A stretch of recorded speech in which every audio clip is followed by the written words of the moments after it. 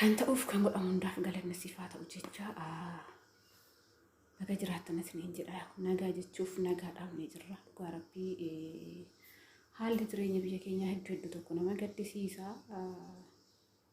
jechuun viidiyoo kana hundi keessan ilaalaa jirtan waliin baay'ee tokko ulfaataa jiru kan karaa amantaatiin gisee kan karaa gosaatiin gisee kan kaan wal nyaachisa garuu gara akka deemnu baay'ee tokko baay'ee nama gaddisiisa. Manni amantaa gubatu uummanni yoo dararamu lubbuun namaa kan nutti ba'aa oolu baay'ee tokko akkuma beekamu manni madaalamii addunyaa fayyisaa addunyaa akkuma jiru gubateera akkuma beektanii akkasumas immoo naannoo Asallaat irratti jechuudha karaa gaxariitti irratti namoonni 3 lubbuun isaanii taree jira.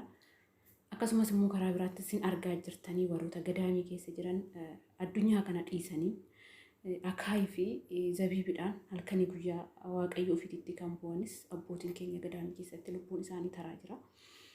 Kanaaf dhugaan jecha tokko iyyuu hin qabu waaqayyo nagaa isaan haa buusu jechuudha.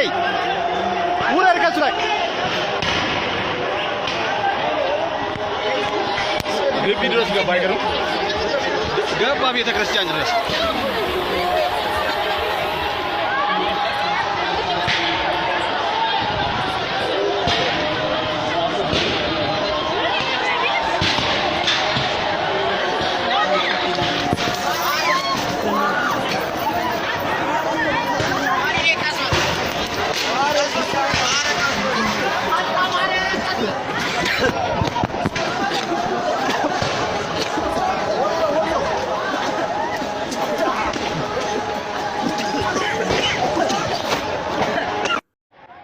waaqeffata amma fi galateeffata jedhanii kan nama irratti galchu namni hora akka jiru dhibbate mana amantaa keessatti wanni hundi boqonnaa kan argamu mana amantaa keessatti godhamu haala kana dhugaa iddoo agarsiisa.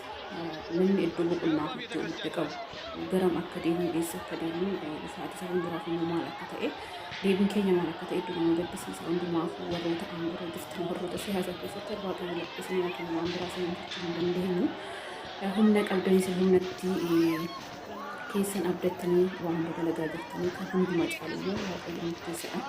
Inni nagduutu qaba waan ta'eef isiniif yaadeebisu akka harka keessanitti isin jedhu waan biraa homaa hin jennu akkuma amantaa guddanitti akkuma biyya darartanitti